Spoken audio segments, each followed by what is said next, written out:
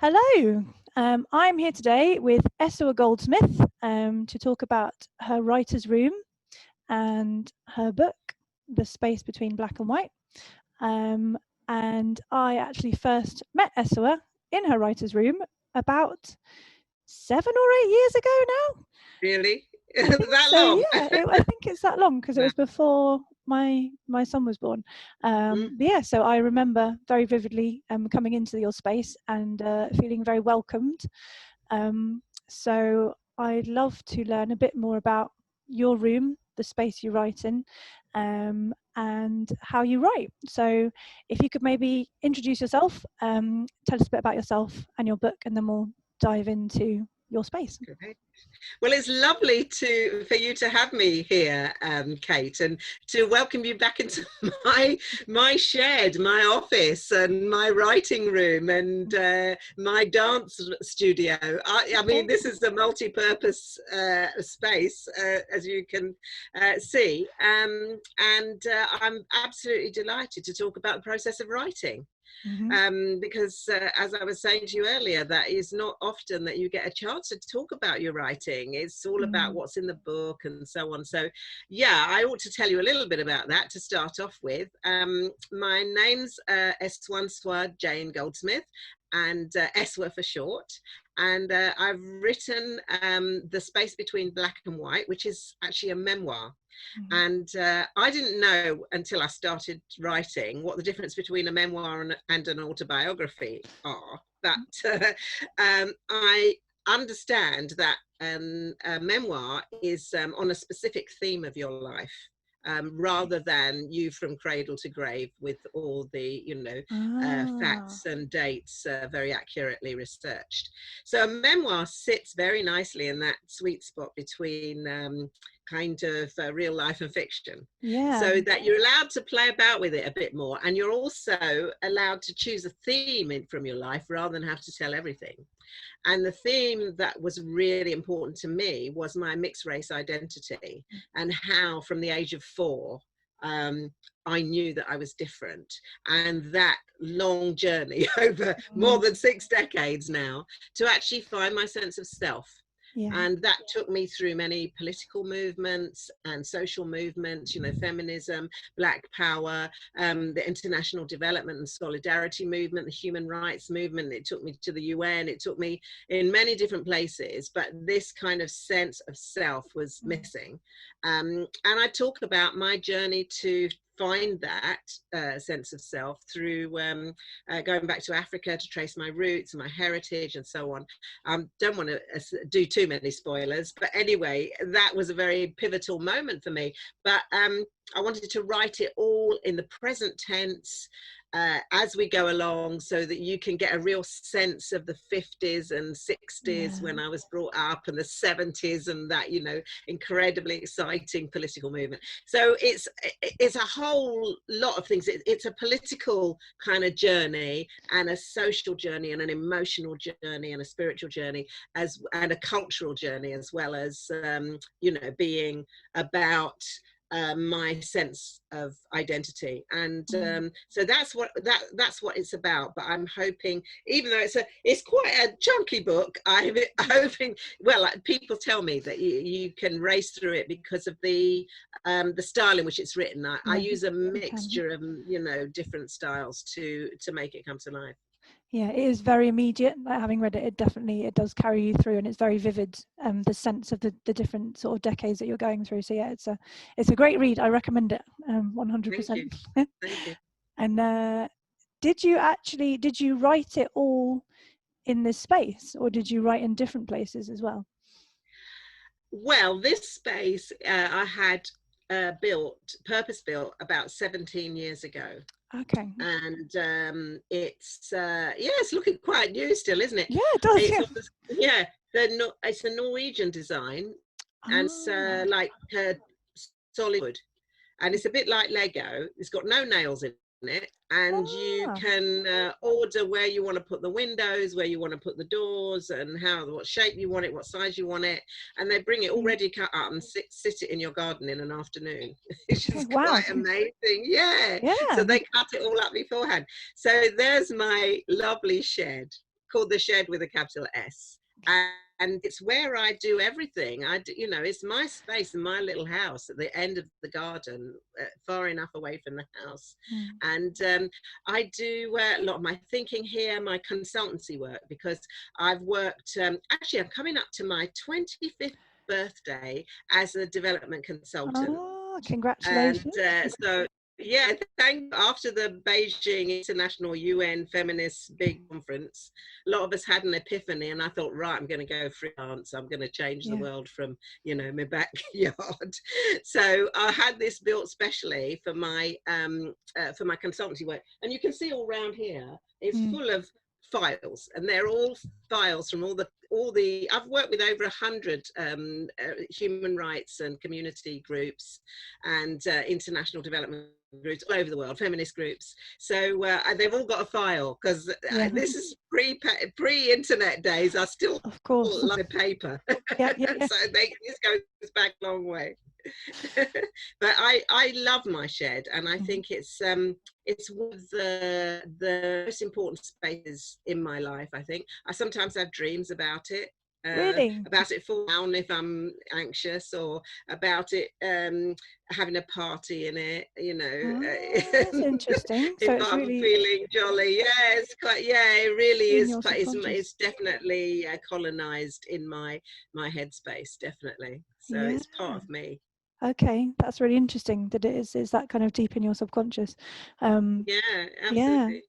And did you when you're writing in the space, what do you write with? Do you use your computer or your notebook? What do you tend to write with when you're in here? Well, I think I've got this process of writing it down and then writing it up. Okay. So I write it down in a notebook, and I must have I've always kept journals, and you know, ever since I was 16, and so I never throw them away. So a lot of my source material for the book, my nervous breakdown in chapter 15 and all of that is all taken straight from my notebook, which wasn't supposed to be published. But when I actually looked at it, I thought I couldn't do better than the rawness of that. Just get rid of all the F words and you're there, you know. So but as I've gone along, I thought I really appreciate beautiful notebooks. So I have actually invested in more and more wonderful notebooks, and this is my latest one, gold embossed. And it's luscious, you know. You've got to write good prose in that. Yeah. I've just started this one because I finished my purple one that I did, which is sort of a matching one. But I generally go through a notebook like this in maybe 3 or 4 months. So literally writing, I do my morning pages in it, roll over in bed, first thing I pick up my pen and write. So day's not started until I've done that. And I write all sorts of things, personal, but also things I've heard on the radio, political stuff, you know, stuff that might end up in a book, and, you know, stuff that's just for me, you know, sort of family and all that. So I definitely do that. So that's process number one. And then I come down to the shed, and I found it took me ages to find my voice as a writer. And people kept saying, oh, when you find your voice, you'll be in the flow. You know the way writers talk. And you think, what the hell does that mean? You know, is that ever going to happen to me? You know, you just sort of sit there frozen thinking, when's it going to come? And then someone said, well, God, you must have a voice. You never stop talking. So why don't you just use your voice? And they set me up with this dragon dictate, right? So I read from my notebook, and then it appears magically on the screen. And, you know, I can write 5,000 words a day, because I talk fast.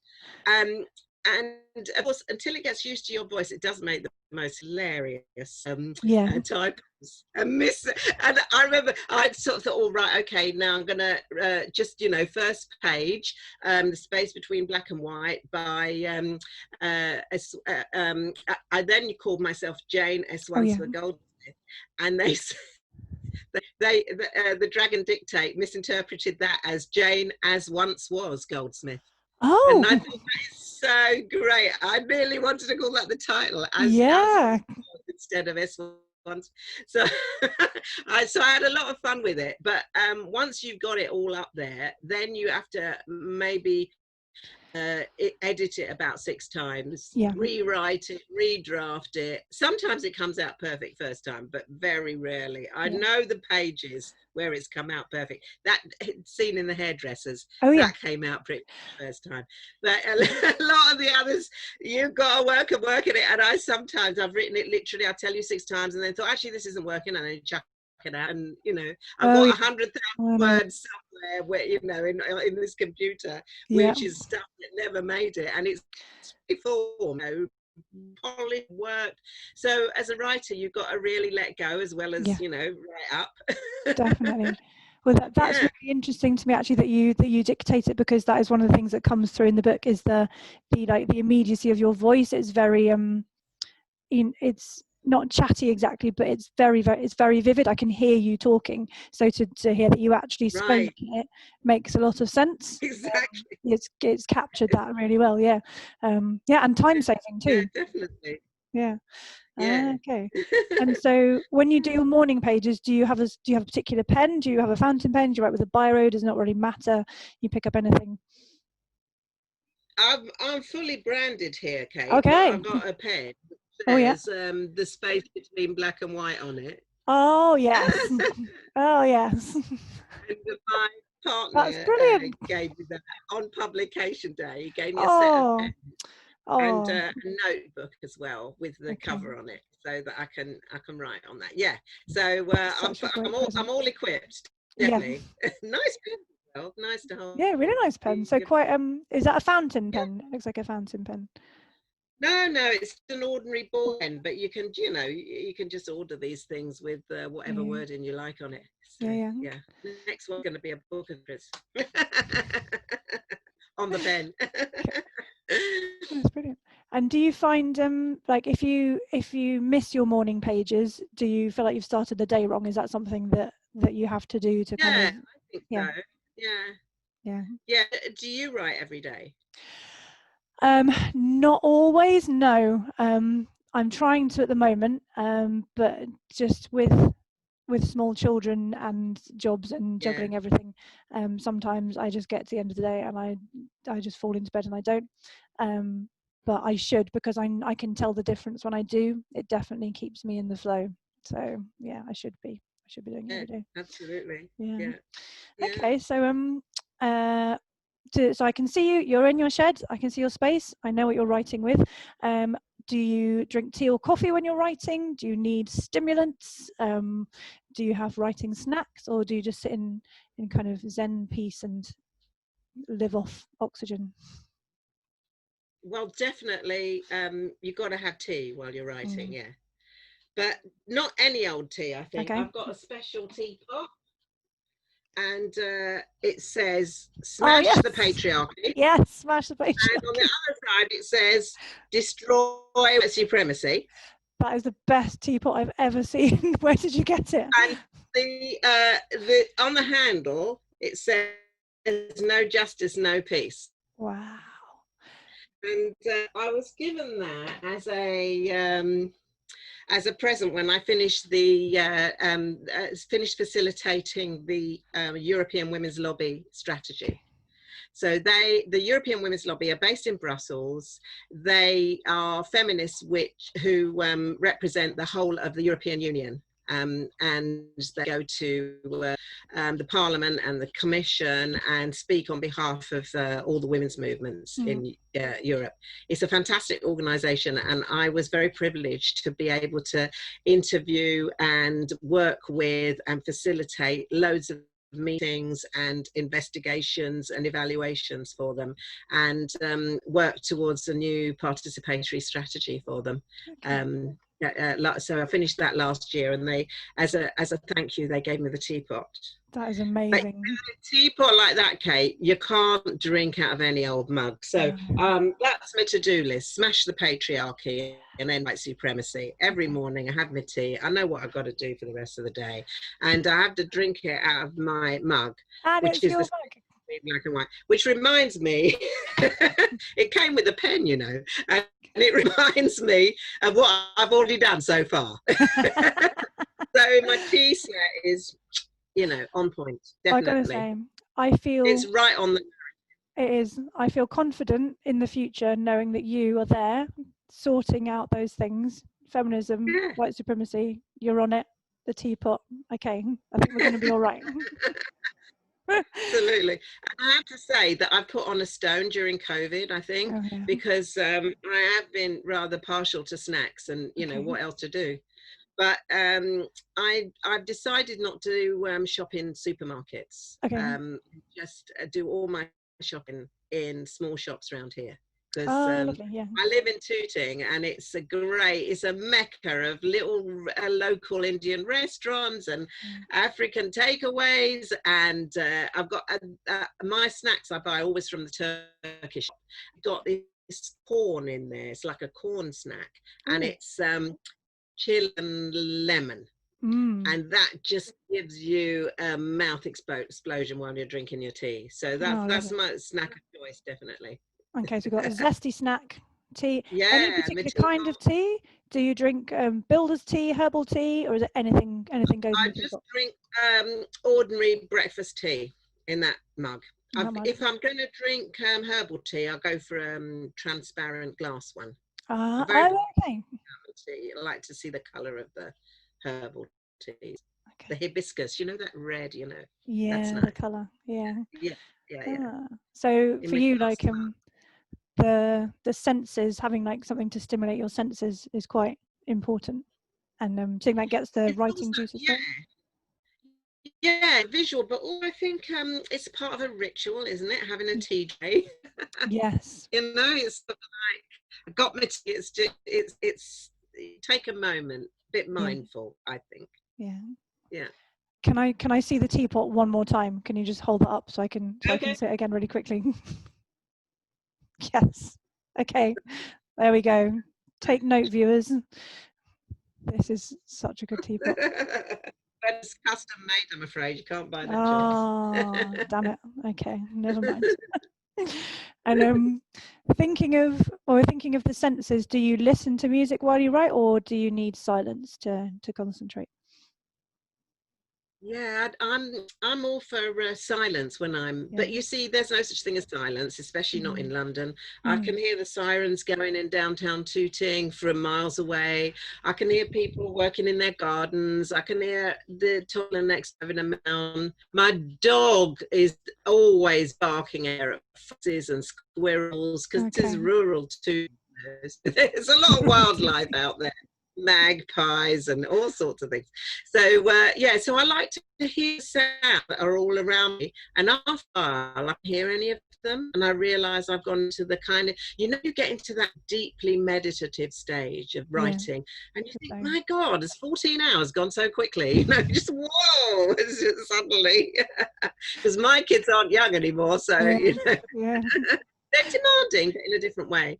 So so I like to have the sounds around me, but when I get stuck, then it's definitely got to be Tina Turner, simply the best. Okay. Switch off the computer, pump up the volume, and I dance around the shed. I have to say, sometimes a bit more dancing gets done than writing one day, but I mean, it keeps you fit, doesn't it? So so that's what I do. I just have bursts of really loud, solid sound. I'm here for that. I do the same thing if I'm stuck. I'll just put on something and dance to it. It shakes you up, doesn't it? There's something that if you're stuck, if you physically move, it kind of actually releases something in your brain as well. Absolutely. I love dancing, and it's definitely my sport of choice. And I've even got my maracas here, because this is sometimes I clear the whole thing up in this office, put everything to one side, and because I've got loads of stuff here, as you can see, maracas and everything. And then I do a Zumba class online. So I'm dancing with all the girls. And they're about 40 years younger than me, some of them. So I have to, but I'm keeping up, I tell you. I can bust a few moves with these. This is an all-purpose room, which in a way is great, because it's not a holy sanctity. All sorts of stuff can go on in here. So you feel like your brain is like it's using left and right and, in the same space. And I think that's important. That's why I don't so much go for libraries, because it's just like I know libraries are much more inventive than that these days, but like a space in which only one thing can be done, that doesn't suit me at all. I like to, and once you get in the flow, I mean, I write on the tube, I write in meetings when I should be listening to the speaker, I write at dinner parties when I say, excuse me, do you mind if I just write that down? I get my notebook out, and I've even got a notebook in the loo, because I find that, as soon as you get away from your desk, yes, that idea just comes to you. So, do keep a notebook in the bathroom, because that's where the best ideas come. Definitely. So you're prepared everywhere you go. You've got something to write with. Yeah, I think you're right as well. I think because writing doesn't just happen at your desk. It happens everywhere, doesn't it? Everywhere. Yeah. Once you get into it. Once you're in the zone, like getting in the zone. But I remember when I was right in the middle of it, I decided to take a couple of years off, because literally I've been writing this book for 20 years. Some of the stuff in the book was written like literally 20 years ago from my journals and so on. Wow. And I just thought, I'm never going to finish it unless I actually take some time off. So I took some time off, and during that time, one of my family members very kindly said, I would like to sponsor you for this. So I had a little pot of money, and I used to check myself into the Queen's Hotel in Brighton. I should have thanked them actually in the book, because I'd go there and I have my favourite room, which has got floor to ceiling windows, and I position the bed so I can look out to sea, and literally I didn't get up. I just ordered room service for a week and sat there and wrote in my gym jams, watching the sea turn from azure to gunmetal grey in a second, and then watching all the lights come on the pier at dusk. And that has actually, it's not set in Brighton, any of it, but there are a couple of scenes which actually have been influenced by that scene of the lights coming on in the pier. Oh, okay, because Brighton's actually my hometown, so I know. Oh, well, there you know what I'm talking about. I know the light on the sea, is very. There's something about being on the edge of something. The sea's there, it goes. There's nothing else. That sounds. And the shabby chic of the Queen's Hotel, and all the waiters got to know about me. And how's your book coming along? Oh, there you go. Yeah, you should send them a back there with a copy, but of course COVID happened. Oh yeah. So when it's all over, you can go back and I'll come along. Okay. So that obviously you've been writing this for 20 years. And what was the hardest thing about writing it? What did you find the hardest, if there was one thing? Well, I went on quite a few of these memoir courses, like Arvon Writer's course and all of that. And one of my teachers said, writing a memoir, because I went on the memoir writer's course, writing a memoir is akin to holding a live bomb in your front room in the family. Oh, God. Because everybody's terrified. What family secrets are you going to reveal? How are they going to come out of it, good or bad? And my mother said to me, you've got to change all the names to protect the innocent and the guilty. I wonder which one do you think she is, but anyway. But and so you've got to do what your mum says, really. So I did, and actually I didn't regret it, because it enabled me to treat the characters as like characters in a book and not the actual people, because writing about live people can be really scary, because you've got people, your auntie and your mum on your shoulder saying, you can't write that, in your mind, so it freed me up from actually thinking about, because you become a little kid then, don't you? And you're sort of, you're not allowed to say that to grown-ups, not allowed to tell them their faults, so, and especially because I'm mixed race, obviously, and my mum was a single mum, disabled single mum, working class estate, kicked out of home. I was born in an unmarried mother's home. Everybody pressurized her to have me adopted. She wouldn't. She was only 19 at the time. And eventually, I came home to this white working class estate where there was absolutely no hiding me. I was the only brown kid on the block, and I stuck out like a sore thumb. Honestly, I felt like an alien dropped from outer space sometimes. I'd go out of the house and get a barrage of racism and who's been rolling in dog shit and all of this. And of course, you know, it kind of affected my self-esteem. And when I Yeah. sort of told the adults, they were all saying, oh, ignore it, they're only having fun, they're only playing, you know, and they're ignorant, and what do they know? But I think people have only very recently seen racism and racial abuse, the experience of it, trauma. I do feel traumatized by it, even now when I'm talking about it. So I think that the hardest thing for me was to put all this down without it seeming like an implicit criticism against people who in the 1950s thought the politest thing you could do about race is to ignore it and treat everyone as if they're white. Or call people names for the fun of it without, you know, any comeback. So that was the culture that we were in. And to explain it now with the benefit of hindsight seems to be very much a criticism. So one of the reasons why I wrote it in the present tense was precisely to show that that's what, you know, that's just what happened then. It's and it was set against a background in which nobody thought it was uncommon or particularly cool, and that I should be grateful for having been brought up in this loving family, you know, in spite of the way I looked. So I think that was probably the hardest thing. And I think within that, some people really wanted to be in it and weren't. Because they didn't, and you know, I loved my Uncle Eddie to bits, but he wasn't pertinent to the mixed race theme. So my mentor said the first thing you've got to do in a memoir is get rid of all your darlings. The people who you love are not necessarily who, you know, everybody's got an Auntie Edna. So they don't really, what's interesting about yours is only if it pertains to this compelling story. You've got to take the reader through that story and keep that theme. And my life is populated by huge numbers of people that I adore, and I'm very lucky, but they don't necessarily end up in the book. And people I'd forgotten all about do end up in it because they're archetypal. And my mentor said to me, you know, you've got to cut a long story short, focus and make sure that, like she said, you've got too many aunties and too many boyfriends, for example. You've got to really, economies of scale, you've got to take some bits of them and, you know, and do composite characters so that you can make them larger than life and still make the same point. So that everything that happens in that book is true. Everybody in that book is true, but some of them are representative of, you know, a group of people who said this type of thing. So it meant I could put words into their mouths.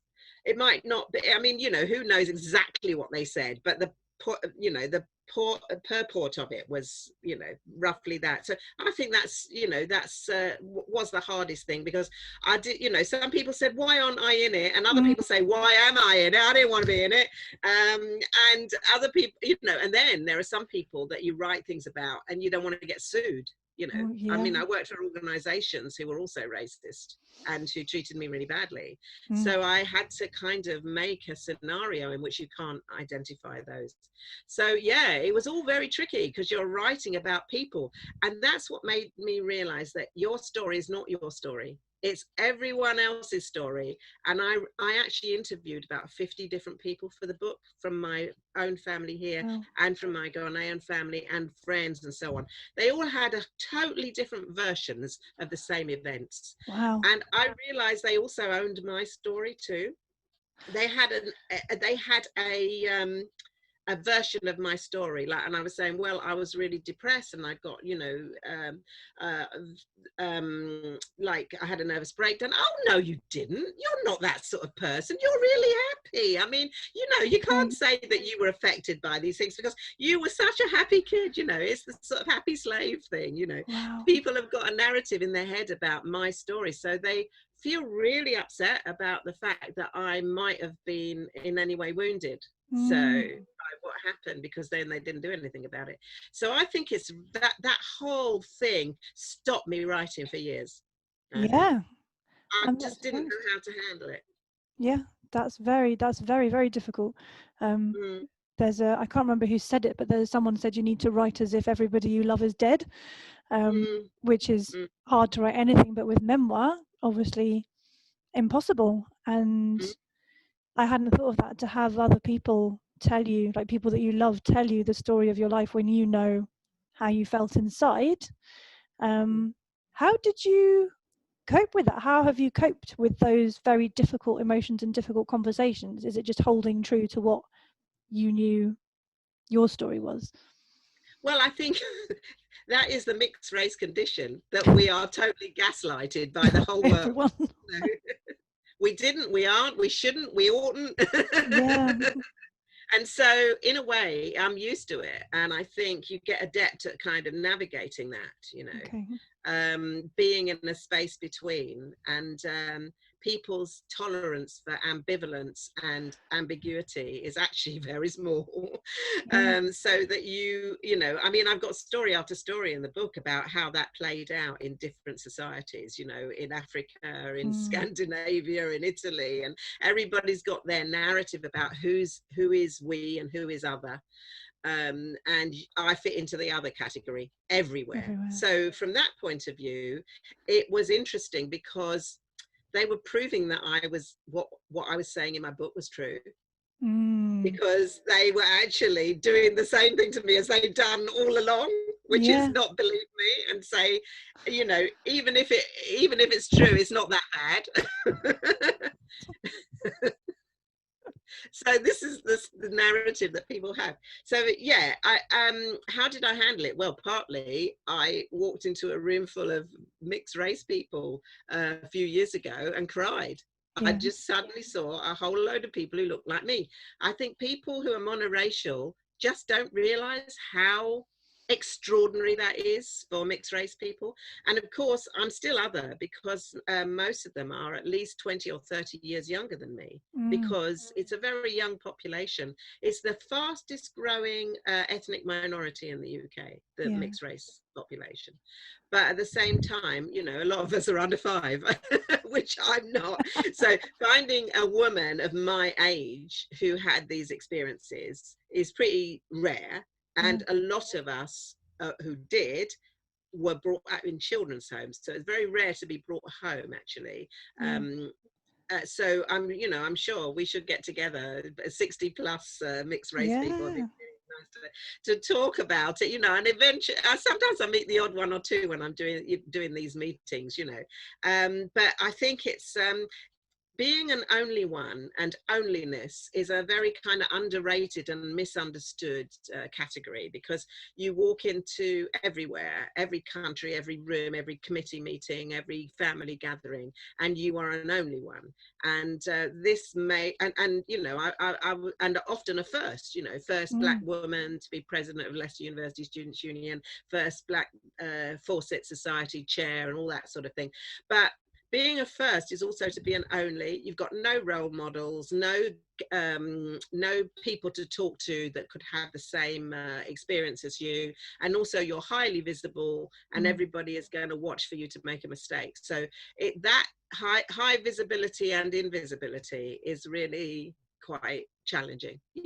So but you learn how to handle it. And I think a lot of mixed race people that I've met are very good at engaging in all sorts of social networks, because, like, you know, we were talking earlier about how COVID has opened. I mean, I'm opened up to a multiverse now. I come down into this shed and I talk to literally hundreds of people almost every day. Many more than I could have talked to if we were having any kind of a physical meeting. And from all over the world, people are talking to me from Australia and all of that sort of thing. So I feel as if my world is expanding into a multiverse. But in any meeting that I might be in, I might be talking to a whole lot of feminists, a whole lot of white people, a whole lot of young people, a whole lot of mixed race people, a whole lot of black women, community activists. So you know, and then I've got my school friends group, which are all, you know, mostly white and my age sort of thing. And we have a lot of cultural references. We all like the Beatles, you know. So that, but each time I might be doing that, like in a day, speaking to 4 or 5 different groups like that, all of which have a different set of assumptions, norms, language, understanding of the world, and switching from one to the other is what mixed race people do. Okay. And I think it has, but normally not all in one day or from minute to minute. Yeah. Whereas the Zoom thing has meant that we're going to do that, like it's possible to do that, literally go from one meeting to another with an entirely different cohort of people. And I thought, this is exciting. Yeah. It's also very stressful because you'll get into a space where literally you've been talking to a whole load of Black comrades. Like we're in the 2020 writers group. Which is my my writing group that Jacaranda is my publisher, like yours, and they wanted to publish 20 books by 20 Black writers in 2020. Good idea. Probably not an easy year to do it. And so I've got a whole cohort of Black writers, and we have conversations, and then I'll go into a largely white space in which I think, oh, I can't say that to them because they don't get it. Yeah. In the end, I realized that my head's exploding by the end of it, because I've got to remember where I am, and sometimes I get very grumpy because I suddenly think, well, people, I think, oh, it's them. They, they've got a totally different set of assumptions, and that's why I've lost my ability to, I say something that I think is obvious, and then it's, oh, well, what are you talking about? And I think, yeah, okay, you got to mentally switch, and it can be very stressful, I think, as well as delight. And everybody says, oh, people live in a bubble. I don't live in a bubble. I live in a multiverse. My horizons have expanded, whereas other people do, maybe, and have done. They've gone back into their cohorts over COVID. Yeah. So you've got a multiverse and you're code switching on speed. Yeah. And I think, beware the single story. I think a lot of Black people have really, those of us that are not on the front line, like my daughter is a medic, and she's dealing with COVID wards in Nottinghamshire. But those of us who are not on the front line have been saying, isn't it great that we don't have to go into racist, sexist organisations and work? A lot of us are finding it really, really wonderful. That is really interesting. Yeah. Without the oppression of without teapots to remind us it's still out there. But it's a story that is seldom told, but some of us are really appreciating this space that we can create for ourselves. That is really interesting and freeing. And I wonder then if that's one of the hopeful things we can take out of this, that when we go back into organizations, we can find a way to hold that space. I don't know if that's possible when you're going back into a racist organization, if you're literally going into it physically. Well, on the other hand, I think there is a lot of hope, because one of the things that's happened, I mean, I started off being absolutely gutted because my book was produced 3 weeks before COVID, which was before lockdown. It was produced on the 5th of March.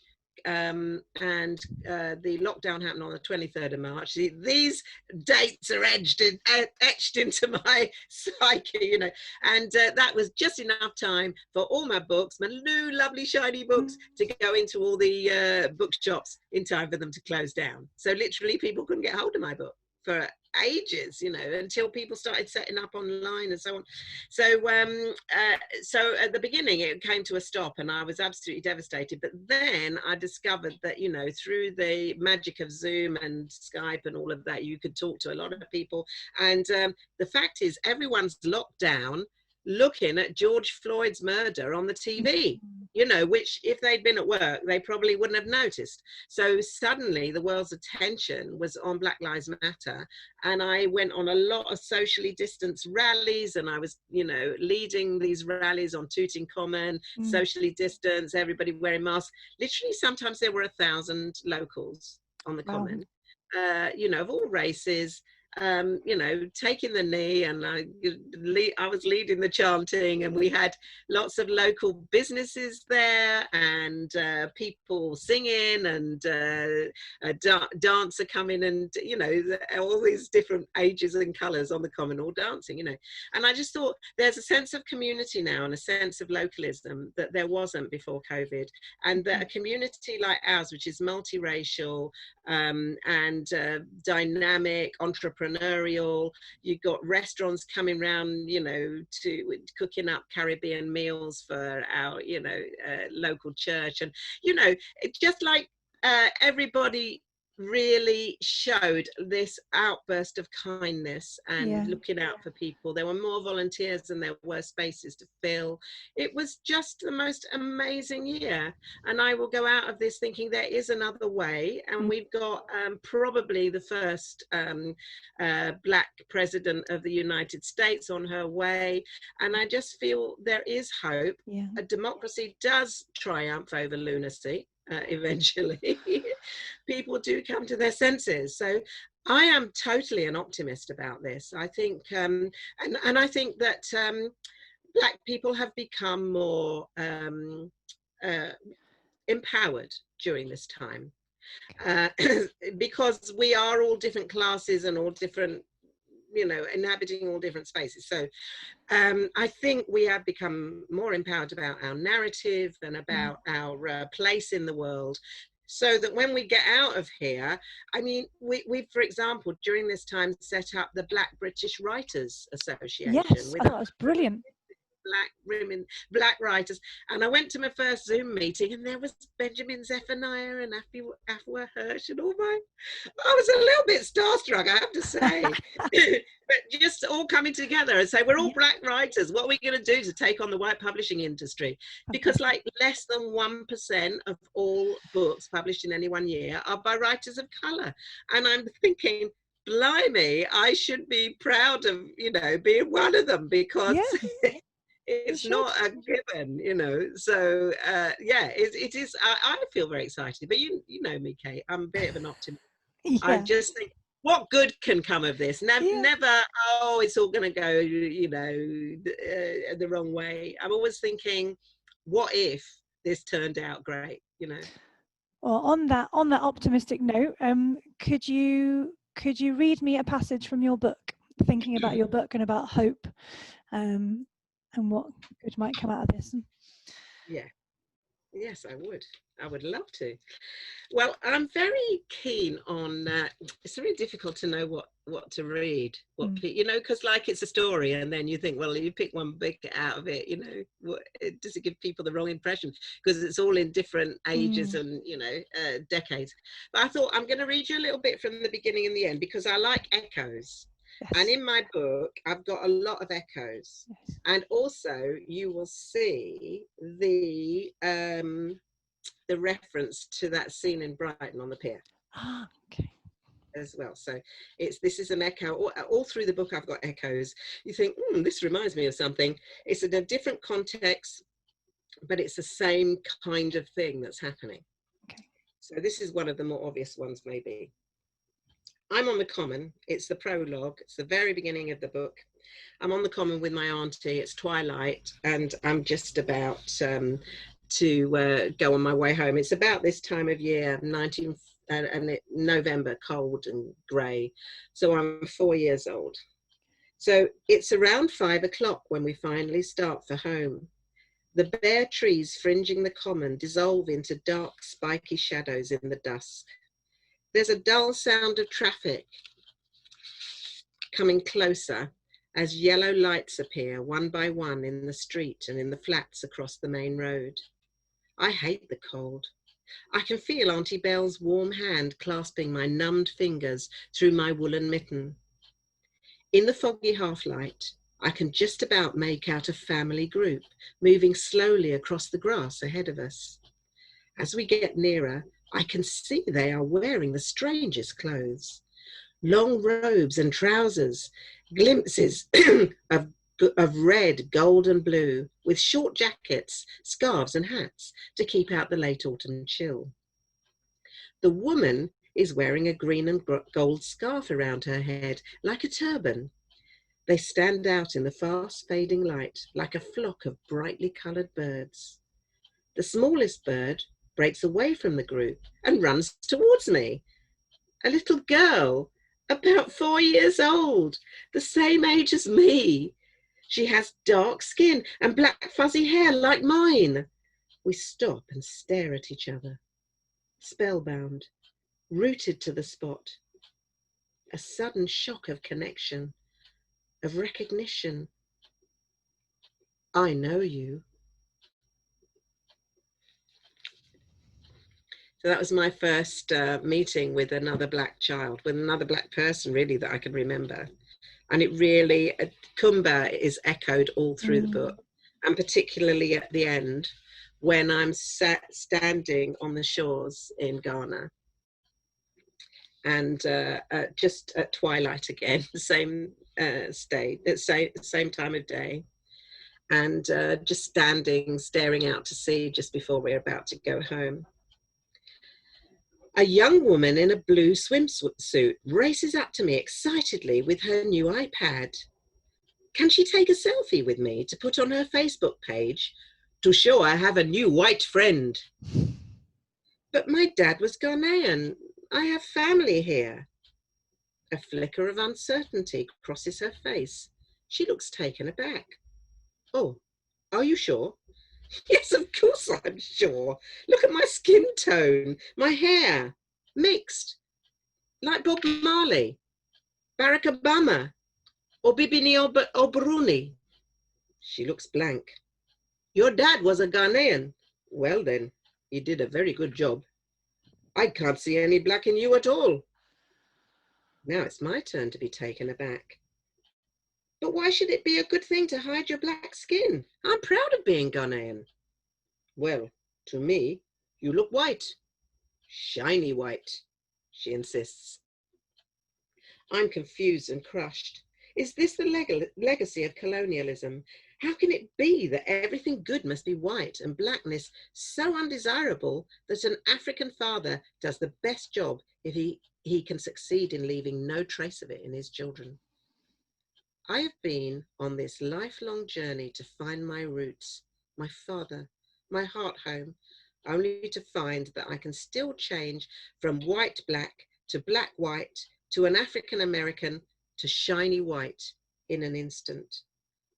An awkward silence follows. We're both perplexed. She hesitates, not quite knowing what to do next. Then she shrugs and is off again with her iPad to look for a Facebook friend less complicated than I. The beach begins to empty before the sun disappears. Half light, half dark, palm trees dissolving into shadows. Afrobeat blares from the bars as the lights appear in the night spots strung out along the shore. I pause a moment longer, looking out at the ocean, trawling the sand with my toes. I suddenly remember Kumba on Clapham Common at twilight, a lifetime ago when I was less than 4 years old. How we two small girls saw each other by the swings in a moment of complete recognition. I love that. I particularly always found the passage with Kumba really moving. I think that just the recognition of two such small children, to see someone who looks like you when you never have before, it's a really, really powerful image. And in fact, thinking about that and those echoes, did you know, were there some scenes that you always knew you wanted to have in the memoir? Did you kind of have a strong sense of how to structure it and where things would go, or was it a real process of kind of sifting through memories and finding the scenes that had that emotion that kind of sang to you and needed to stay in? Well, I think it was the opposite way round. I wrote down everything that had ever happened to me, all my stories, and then thought, yeah, but so what, Okay. That's a nice story, and out it went, because it didn't have the meaning. And other things I wrote down and thought, my God, that's incredible. And even now, having written that, and it's the first time I've read those two passages out together. And the reason why I read them together was because having sort of been looking through, when you said read a couple of pages, I thought, oh, what am I going to do? And I was looking through it, and then I suddenly thought, why was that different, those two scenes? Like, there's a young girl comes up to me, you know, age 50 something, and then another girl comes up to me age 4 something. What was different? You know, there's the twilight, the lights coming on like they did on the pier, and you know, in Brighton, that's where I, you know, got that imagery from. So what is different? And I set them up to be in a similar situation so people could look at the difference. And it only really occurred to me that it's about context and it's about othering, and that this little girl and me could see the difference, because I thought it was something to do with childhood, which it probably is. But the other thing is that we were in an all-white society, so our otherness was really apparent to both of us. Yeah. Whereas I was in Ghana on the beach in an all-black society. So again, my otherness is what happened to me. And I thought, well, of course, this is exactly what is happening all through the book, that my identity shifts depending on the context. Whether I'm in all white environments, mixed environments, black environments, it's shifting. And that shows you that shift, really, that it depends on the context. I think it was Audre Lorde who said, you never feel so black as when you're up against a stark white black background. You know, I was in Norfolk in the snow in that scene, and like everyone's like, oh, is that black girl? You know, I was as black as they come back then, you know. So it's just it's the context, and because people don't see the context in which you shift, they see you in their context, then they don't realize that this is going on for you all the time, and that you could go into a shop next minute and be considered to be a totally different color from somewhere else in the world, you know. So I think that is part of the mixed race experience which I wanted to convey, really, through the book. And is that when you were thinking of readers, is that what you wanted to convey strongly? What were the things you wanted people to get from the book? Like, did you have particular readers in mind? Were you writing for yourself? What did you hope people would get from it? I think I was primarily writing for myself because I wanted to explain to myself what had happened to me. And it's only when you write it down that you can see the meaning in it. Things that I just, as I say, didn't even strike me once I'd actually written it. And then once it was published, it gets a life of its own. I'm sure you felt that with your book. It's sort of like, you can't really imagine that you wrote it because it's a thing. It's like your kid. You think, well, you know, okay, it was my baby, but actually they have a complete mind of their own, you know. And the same with the book, it's telling you things every time which you didn't think were in there. So I wrote it for myself in order to get my sense of self and tell my story, because it's a pretty unlikely story. Somebody said to me, if this wasn't a memoir, it was a work of fiction, people have said, oh, come on, it's just not going to happen, you know. It's pretty unbelievable. So I wanted to kind of tell my story to myself, but I also had in mind, of course, the growing mixed race population, because when I was a child, as I explain in the book, I didn't have any images or photographs or any books or anything that gave any indication to me who I was or what I could become. The whole world was not reflecting me back to me. And so I think, you know, it's a human rights issue that children nowadays should have images of people who look like them or look like their friends. Because we are the most diverse, you know, your kids are the most diverse, racially diverse group that this country has ever known. And so they're going to need to see, you know, it's not just white books for white people and black books for black people. It's actually saying this is an accurate reflection of this generation. And as you know from writing your book of secrets, even, you know, in Tudor times and, you know, way back in the day, there were many black faces that have been airbrushed out of history. Yeah. So actually, it's about an accurate reflection of what was happening in the UK, and also a testimony and bearing witness to our experience. Because a lot of older people have said, "Oh my gosh, I was that age, you know, or a bit younger than you, and I this resonates with me." But also, a lot of young people have said, "This is fantastic because we are feeling that this is a new generation and we don't have anything to go on of what it was like in the past." But you know, you can see 20-year-olds saying to me, thank you for writing this book. I've either got mixed race kids, or this validates my experience, because some of the things you were experiencing in the 50s, I'm still going through it now, and this is part of our history. So it's a very exciting thing, and I think it's only when you write your book that you realize what its potential is. I don't know if you found that. Yeah, I think so. It's what other people take from it, and I would imagine more strongly with your book, because it is so personal, and because it is going to reflect the experiences of so many other people. I would imagine that you'll have people coming back to you really with reflections of their own lives, whereas I've been interested just to see which passages or particular bits people responded to and found interesting. But yeah, they definitely have a life of their own. They do, and sometimes I've been really moved by people have written beautiful emails to me saying, thank you for writing this book, it changed my life. I'm a mixed race person. Amazing. I've never read anything about the experience of mixed race in this way before, and I honestly realize now that it's something that I completely sublimated because I didn't know how to think about it, so I didn't think about it. And you know, people have just said the most moving things to me. You know, that is something. If your book can change one person's life in a way that gives them more sense of self, then that is an enormous privilege of being a writer. Yeah, absolutely.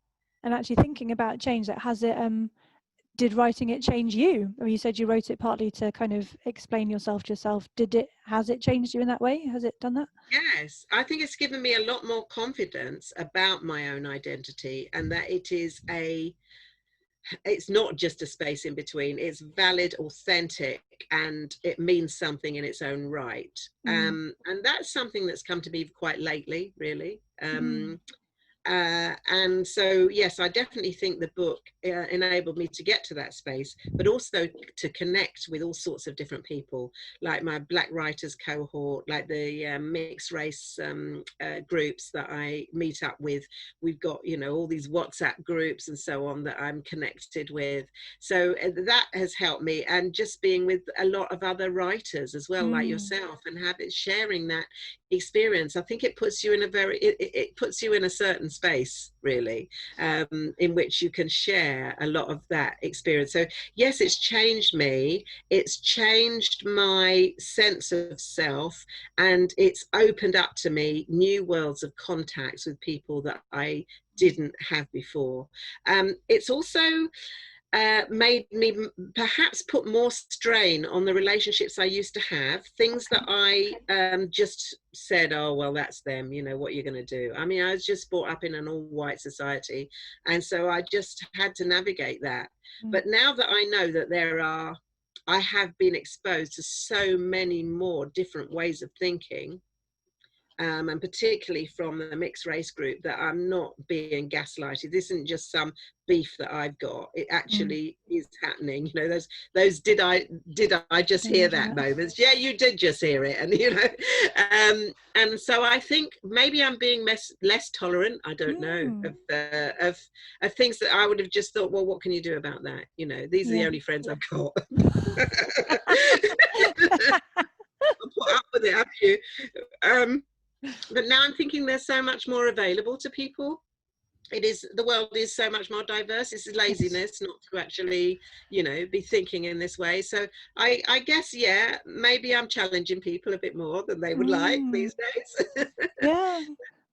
That comes with growing security of your identity, I think. I always was stroppy.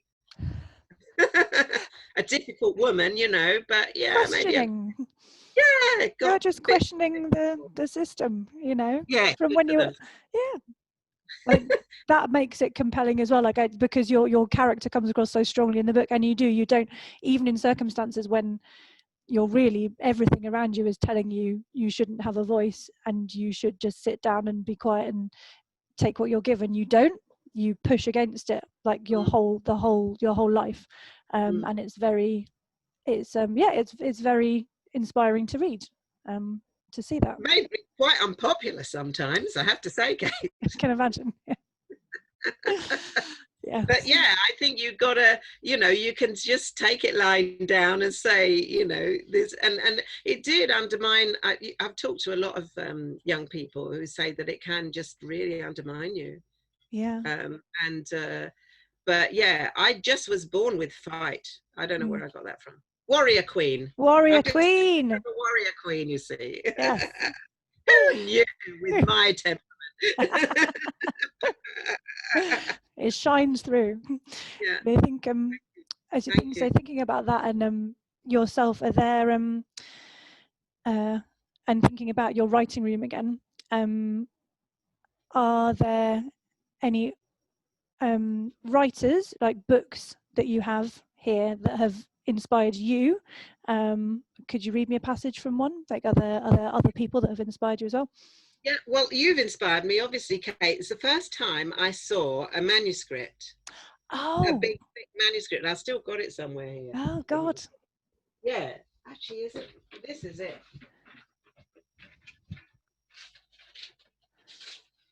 This is what you gave me. Oh, right? my God. And this is what turns into your book, which is this. Oh, look at that. And so we used to use paper in them days. Yes, print out. Yeah, print out. And you said, would I read it for you to sort of, you know, see about the authenticity of being an only one? Because I think you would understand that, because you've written so much about this only one and then this experience in the book. So I definitely feel that you inspired me a lot. And I was thinking, how will I ever write that many words? Uh-huh. I had too many. I had to cut it down once you get going. Yeah. And of course, there are loads of people. The people who've written memoirs, like Obama and Malcolm X and Alex Haley's Roots in the 60s, Long Walk to Freedom, Nelson Mandela. I'm just reading through my, and then you've got all the greats like the feminists like Maya Angelou and Alice Walker. And oh my God, absolutely amazing. So very exciting. And of course, Angela Davis, who's influenced me enormously. And I think Angela, she, inspired me because she's not just a writer, but an activist. And that to me, writing is with a purpose. I wouldn't have written a book if it hadn't been that I had something very important to say about race and gender, which I hope, having read it, will move people more towards social justice and to understanding and to embracing the fabulous diversity we have in the world. But I'm not going to read from any of those. I'm going to read from a mate of mine called Katie Massey. Okay. And she's called Are We Home Yet? It was released about 3 months after mine. It's a mixed race memoir of a kid growing up in Leeds. It's one of the 20 in 2020, and so it's published this year. So I've got to know Katie well, and interestingly enough, I think she puts it about the fracture of personality for a mixed race person. She puts it really well, and I just wanted to read you a page of this. And funny enough, it's chapter 15, and my chapter 15 is also about my nervous breakdown. So it's just a coincidence, but I wanted to read hers because I thought there's not that many mixed race people writing, and this really resonated with me when I read it, and it's the book I'm reading right now. So this is called Downhill, chapter 15, and Katie is a mixed race woman being brought up in Leeds. And she says, when you have a broken mind, people always know, no matter how well you think you've hidden the cracks. Today is one of those days when I feel the deep cleft is on show for all to see. It may be a golden sunny afternoon, if bitter cold. But I walk across the street towards Mam's flat with my loneliness attached to my heels, dragging behind like a recently shed skin. I hide behind sunglasses, tears which are just on the verge of flowing from red-rimmed, sleepless eyes. If you are lucky enough to suffer only hairline cracks in your personality, with fortune in your favour, and perhaps with sufficient love, you might never even realise they are there. But if you suffer a deep fissure, the kind of fault that can rapidly spread from the inside out, so that an imperfection deeply buried makes its way up to the surface and emerges as a crevasse. If you're unlucky enough to carry a crack like this, it may open up at any time and shatter even the most gorgeous carapace, as an inclusion can cause a diamond to shatter like cheap paste. Wow. That's a very, very powerful way of describing this sense of disintegration you get as a mixed race person. The sun's coming in through my window. I hope you can still see me. Can you? I can still see it. You're looking a bit angelic. You've got Yes, it's exactly. almost like a, I think oh, that's is. Hang on. if the light, yeah, try the let's try the light. That's it. That's No. better. I can see you now. Yeah, you've got a beautiful divine light shining on Yeah, your I know, and especially reading a passage like that yeah. is really yes, about this crack, you know, that yeah, there's something I came across called the art of kintsugi, where you if you've got a cracked pot, you can put golden paste in it and to put it together so you can see the cracks, and they're highlighted. And that always stayed with me, really, that you can see somebody who has those cracks, deep cracks, but if you can, and you know, you can't hide them, but you can actually illuminate them, as the sun is doing right now. Yeah, and make something beautiful. Yeah, make something beautiful with it. Yeah, so yeah, that really resonated with me. Yeah, that was, I love that, the loneliness dragging at her heels. Yeah, that's very powerful. yeah, That as well. great. Yeah. I'm So, very, very proud to be with this 20 and 2020 writers group, an all black writers, and all our editors are all black team of women publishers, and so we're both in that cohort. But the 2020 writers are very special to me because of this. I think this incredible achievement of publishing 20 black writers when you think there are so few, and the quality of the writing. I'm very privileged to be among them. I really am. It's been brilliant seeing them come out, kind of tracking the progress, and it's so varied as well. You've got fiction, there's memoir, there's poems, there's novels. It just shows you the breadth of talent and the depth of talent and the range of our writing. Yeah, absolutely.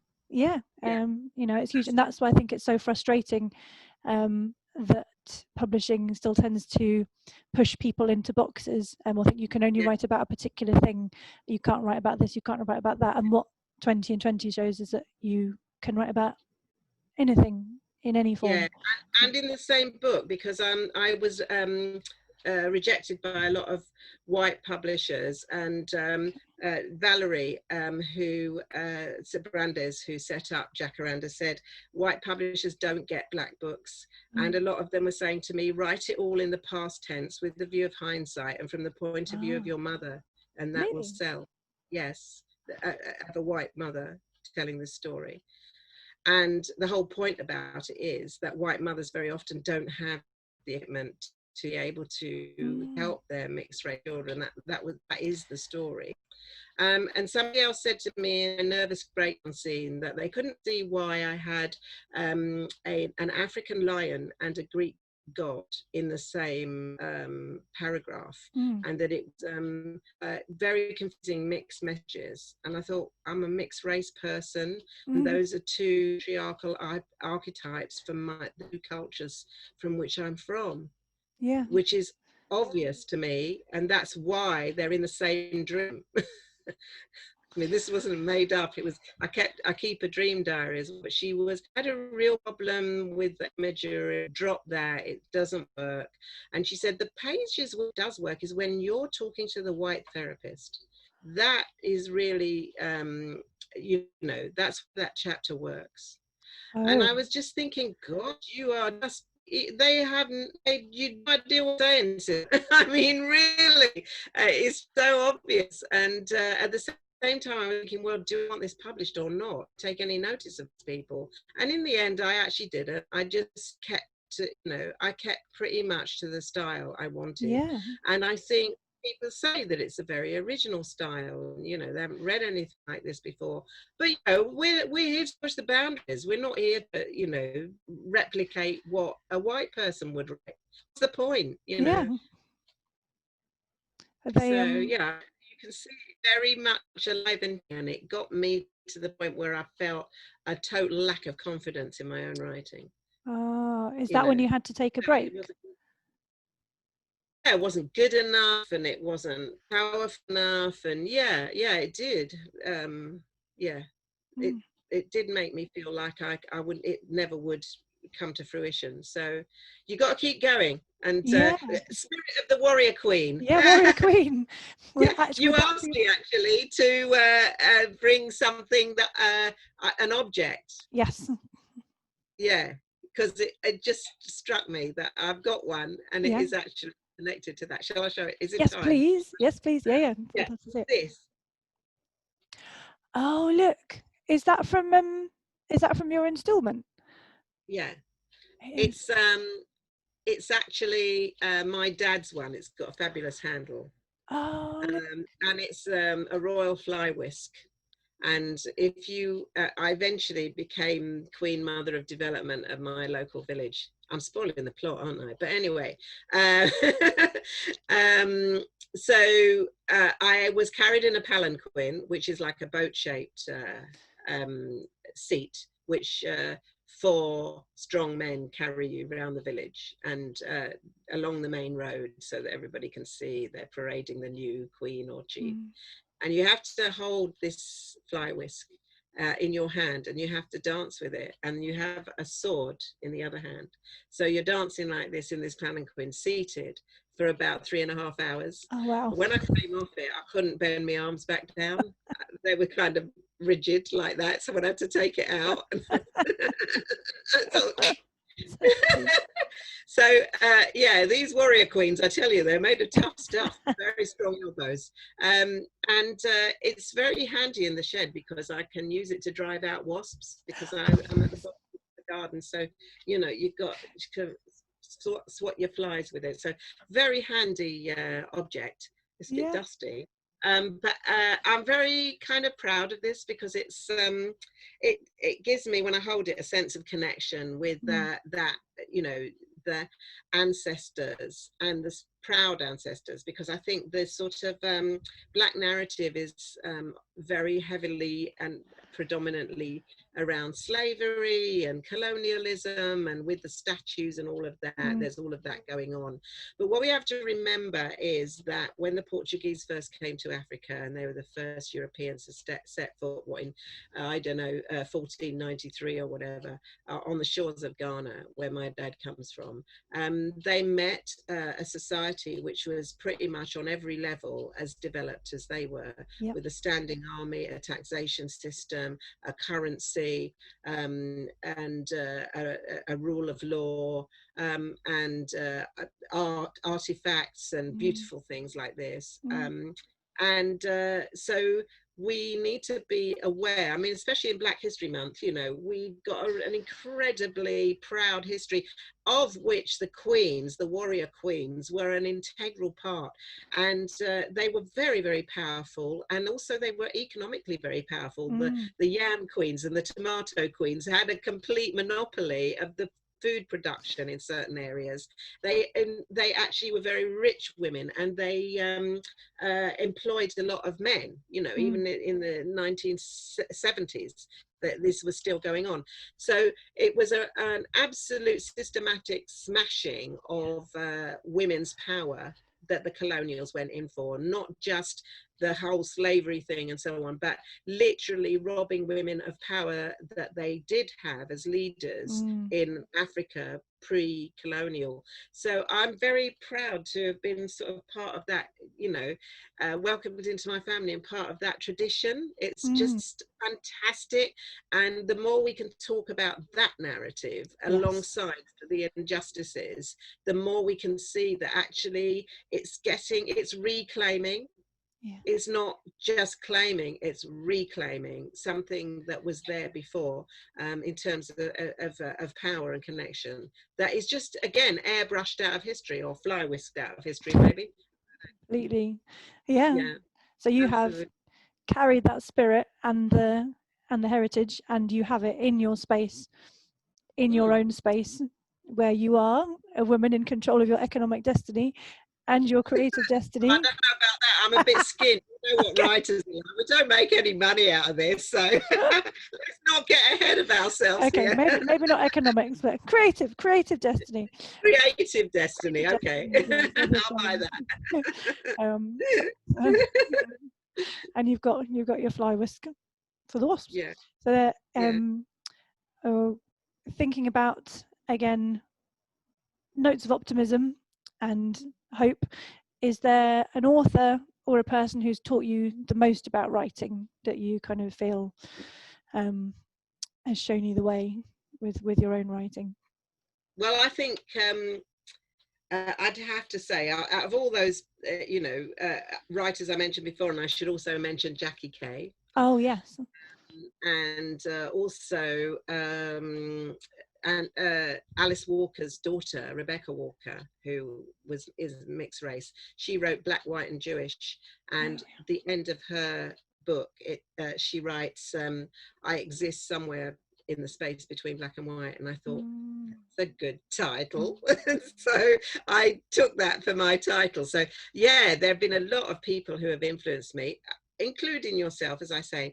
But I wanted to go back to Angela Davis, because Angela Davis is a writer, a philosopher, an all-round extraordinary woman. She was with me when I was 18 or 19 as a young woman, with a big afro, and she has inspired me, not just because she writes really powerfully, but as I say, because she writes about social justice, empowerment, Black people, feminism, and she writes very holistically about the whole planet, and she espouses a lot of the crazy ideas that I cherish, like getting rid of prisons and housework and stuff like that.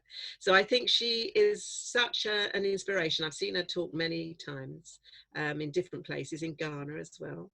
And I would say that the thing that inspires me most about her is that she writes from the heart, and she's an activist first, and she learned how to do this writing, as an activist academic, that brings those two things together. And I would say, yeah, I would never write a book just for literary fiction because it's a nice story. It would have to be telling the world something really, really important that would help to pivot it and change it for the better. And that's, I'm an activist first. And that's what inspires me about her, I think. And there's a hell of a lot to be excited about. We were just saying that, who would have predicted that, there's a Black woman on her way to the White House? I'm convinced of it. And who would have predicted COVID? This time last year, none of those things, and that Trump would be out. None of those things seem to be at all likely. And anyone who said they were would have been considered a bit mad. That the whole world would close down because of a pandemic. Yeah. And that we would get the equivalent of what is a national wage. Yeah. And everyone said to me, that can't be done. I've been campaigning for that for many years. Or that Black lives would be at the top of the agenda during this, if we did have a pandemic. So there's a lot of things that can't be foreseen, and in which it looks like a disaster. But if you look for the positive narratives within it, you can see that there's a lot that we have to be positive about. really positive about, not least that, you know, apart from South Africa, Africa has come through with flying colours in the pandemic, and a lot of our young people are going back there to set up businesses. And you know, Europe and white countries, colonial countries, are not the only game in town now. People are beginning to reinvent a new world which will lead to more equality, and I think COVID has devastated a lot of the economies around the world, and I think this is an opportunity for restructuring, like there was after the war. You know, why do we need money? Why do we need jobs? Because we got robots to do it for us. You know, I mean, let's think out of the box here. There are loads of things that we can. I just think the one thing, biggest barrier to change is failure of imagination. I think that's true. Failure of positive imagination. Everybody thinks the worst whenever anything happens. People think, oh, but Trump might be in 4 years' time. Forget it. Trump, you know, why don't we imagine Trump is history? Maybe he will be. But why are we not imagining a better future? Well, let's do it. Let's imagine a better future. Let's do it. My next book is going to be an updated version of Her Land, I think. Okay, yes. Well, on that note, would you what would your advice be, thinking about maybe younger writers and for the future, to all writers, but maybe in particular Black British writers, mixed race writers, thinking about sitting down to write and not feeling confident? What advice would you give them, or what have you learnt about writing during this process that you think would help other writers? Tear up the rule book. Tear up the distinction between fiction and non-fiction, and you know, different genres, and play with all the forms you like. Bung it all into your book if you think it works, you know, and just speak in your own voice, you know, with or without a dictate machine. And that's where you produce really original work. And write foremost for yourself and for what you want to change and for the people you want to empower, not the people who you want to buy the books to make you rich, because there ain't no money in it anyway. Forget it. You know, you're going to end up worse off than you were to start off with. So you better mean this. You better mean it. So you got nothing to lose, really, apart from your livelihood. Solid advice, Pragmatic and realistic. Go for that. Be imaginative. Use your imagination. Yes. To be free. Oh, brilliant. Thank you so much, Esua. I think I've got through all my questions. I will stop recording in a minute before I say goodbye, probably. But thank you so much for sharing this with us. This has been brilliant, and I've loved being in your space again. Oh, it's fantastic, Kate, and I love the pictures on your wall too, and of all your children's artistic. You see, they are using their imagination. They're not looking at, you know, form or whatever. You know, nobody's telling them what to do. They're just taking it like it is. Let's preserve that childhood spirit. And I've really enjoyed this, really. I've got lost in it. It's fantastic. Fantastic. In a good way. I don't mean it got lost, but you know. We knew where we was going, but it was great. Yeah. Thank you very much. Thank you, Esua. All right, I'm going to press stop now.